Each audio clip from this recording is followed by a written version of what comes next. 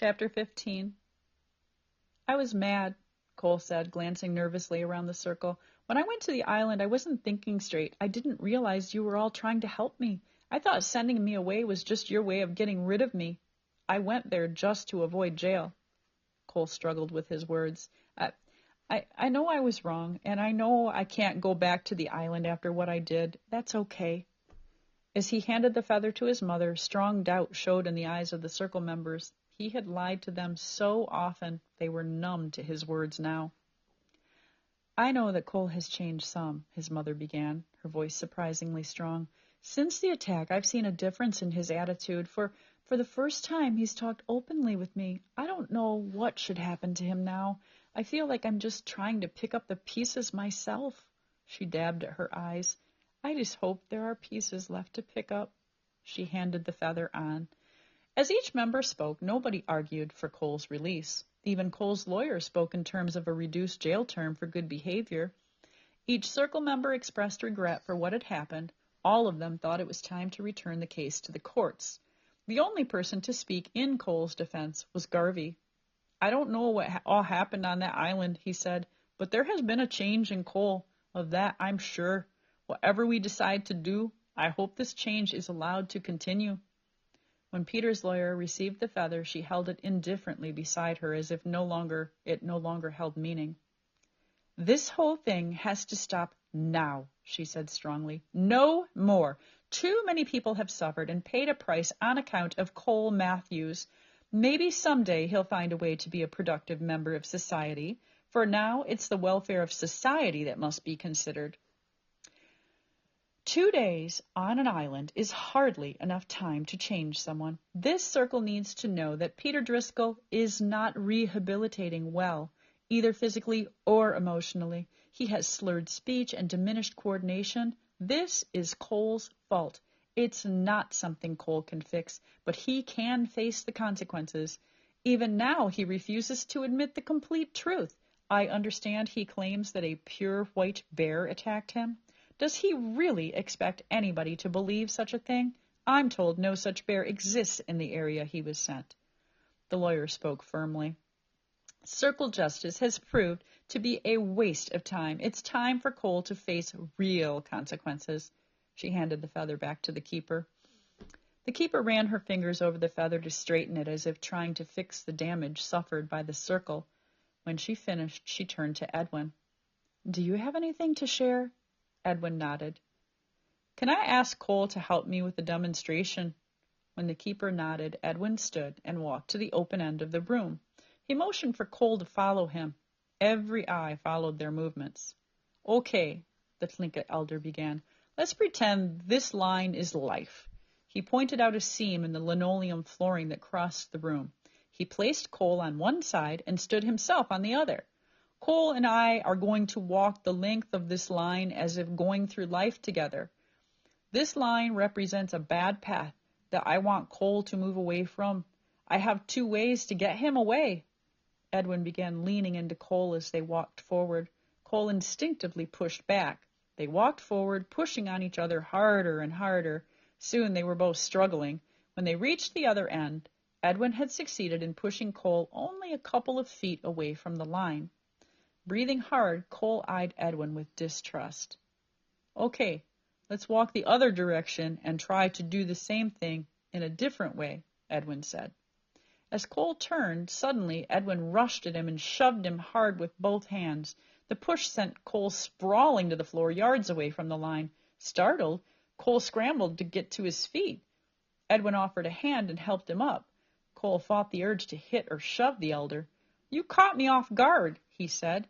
Edwin smiled slightly. Yes, life does that a lot. He turned to the group. People change 2 ways, with slow, persistent pressure or with a single and sudden traumatic experience. That's why people often change so much when they have a near-death experience. I believe something significant happened to Cole on the island. 6 months ago, he would have come up off the floor swinging after a push like that. Edwin paused, rubbing his rough hand over his stubbled chin. And yes, maybe people don't change completely overnight, but I do believe they can change direction overnight. Facing in a new direction is the first step of any new journey. How can we be sure Cole has found a new direction? The keeper asked. We've heard this claim before. He still claims he saw a white bear. Isn't that proof he's still lying to us? Edwin turned to Cole as they returned to the circle. Did you see a spirit bear? Cole thought a moment. He could lie, and they would all believe him, or he could tell the truth, and they would all think he still lied. You don't need to think about the truth, said Edwin. I saw a spirit bear and I touched it, Cole blurted out. A thin smile pulled at Edwin's lips. That should be all the proof you need, exclaimed Peter's lawyer, although she no longer held the feather. That should be the last time this circle needs to sit here and listen to lies. Edwin spoke. 3 weeks ago, the crew of a fishing boat returned to Drake. They claimed they had seen a white bear on an island near where Cole was banished. I might have questioned the report if one of the crew hadn't been Bernie. Who's Bernie? Asked the keeper. Edwin waved a hand. Just a friend, but I've known Bernie my whole life, and he's not a man to lie. I don't care if there's a black bear, a white bear, or a yellow one with green polka dots, said Peter's lawyer. What matters is that Cole broke his contract with the circle, and now it's time for him to pay. We give him chance after chance, and at the same time we tell him he has to face the consequences of his actions. The lawyer raised her voice almost to a shout. No more chances! Cole breathed slowly. He felt strong enough now to face whatever happened. He was strong enough to not blame anybody else. He could admit that he was no longer in control, and he knew he could tell the truth. But could he control his anger? Even now, it smoldered. The keeper spoke with a rigid voice. We can't just build another cabin, buy more supplies, and start over as if nothing happened. Circle justice isn't blind. It is about facing consequences. Why don't we just send him away to Disney World for a year? Said Peter's lawyer sarcastically. This time there will be no free ride, Edwin said. If we sent him back to the island, Cole would build his own cabin and pay for every penny of the supplies by selling things he owns and values. It would be much harder than before. The keeper spoke with resignation. We have no way of knowing if Cole is over his anger. Cole motioned for the feather. I know I had a chance once and messed it up, so I don't expect to go back to the island. He shook his head. Edwin told me that once that anger was a memory, never forgotten. He's right. When I was mauled, I didn't get over my anger. I still feel it, even now, sitting here in this chair. But I've also learned it takes a stronger person to ask for help and tell the truth. I am telling the truth when I say I saw a spirit bear. During the following weeks, Cole mentally prepared himself for the inevitable. He imagined attending a trial and hearing the verdict. Guilty. He imagined being led in handcuffs from the courtroom and for the first time being locked into a real jail cell. The hardest thing was to imagine being locked up day after day, week after week, month after month. While Cole worked through his feelings, he exercised. For long hours each morning and evening, he lay on his small bed, swinging his arms and legs, arching his back, and stretching to keep his body from stiffening. Midday, he worked out on weights in the center group area. He found himself growing stronger, and he found that when he had angry thoughts, he could exercise himself into a sweaty frenzy until pain from his joints drove away his thoughts and left him spent. No amount of exercise, however, could bring strength back into Cole's right arm and hand. It was all he could do to lift a shirt. Garvey explained to Cole after the second gathering that the circle would continue meeting without him. He wouldn't say exactly why, but he did say that Edwin had remained in Minneapolis to attend the meetings. During the next 2 weeks, Edwin stopped by to visit several times. He never said much, but he studied Cole the way a person looks at a chessboard planning the next move.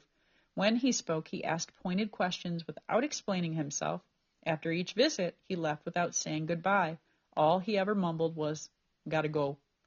Nathaniel Blackwood stopped by unexpectedly one day to announce he would no longer be Cole's lawyer. Cole's father had refused to pay additional legal fees, and now a public defender would be assigned. Barely 2 days later, Garvey and Edwin stopped by together. They sat down on Cole's bed and stared at him. "What are you staring at?" Cole asked. "So you think you're changed, huh?" grunted Edwin. What difference does it make? Said Cole. He looked down at his feet. I feel different. How so? Asked Garvey. It's hard to explain, Cole said. You better try. Edwin's voice left no room for discussion. Cole quit trying to think of answers with his head and instead let his feelings answer. After I was mauled, when I thought I was going to die, I felt like just a plant or something, like I wasn't important. I didn't know why I even existed. That scared me. I know it doesn't make any sense, but I realized that I was dying, and I had never really even lived. Nobody trusted me. I had never loved anybody, and nobody had ever really loved me. Edwin and Garvey exchanged a glance. So, how did that change things? Garvey asked. I don't know, Cole said, emotions welling up from deep inside. I really don't know. I just know that my dad's not going to ever come back to say he's sorry. Even if he did, he couldn't change what he did. He couldn't take away the memories. So you think this is all his fault, huh? Asked Edwin. No, said Cole, his voice trembling. No, Mom said his parents beat him up too. I don't know where the anger all started. All I know is I don't ever want to have a kid and beat him up. Cole wiped at his eyes. What makes you think you're better than your dad or his parents? Asked Garvey. I'm no better, Cole said. I'm worse. Dad never ended up in jail. Not yet, Garvey said. So, if you're worse, what makes you think things can be different for you? Cole swallowed hard. Maybe they can't be. Maybe I'll never change. All I know is that things happened on the island that I can't explain. I've never been so scared. When Edwin and Garvey didn't answer, Cole found himself irritated. What's with all these questions? He asked. You two are wasting your time now. Are we? Edwin asked. Cole fought back the tears, blurring his vision. You two are the only ones who ever cared about me, he blurted out. It's not like I don't appreciate what you're doing, but I screwed everything up. I'm going to jail. Can't you see that? Why don't you just leave me alone now and quit wasting your time? Garvey cleared his throat strongly and rubbed at his neck. Edwin and I are probably the two biggest fools alive, or maybe we remember our own past too well, Edwin added. We still believe in you and think there's hope, Garvey said. Because of that, we've stuck our necks out so far, we feel like two giraffes. Last night we convinced the Circle to release you to our custody. What do you mean, your custody? Cole asked. You're going back to the island, Edwin said.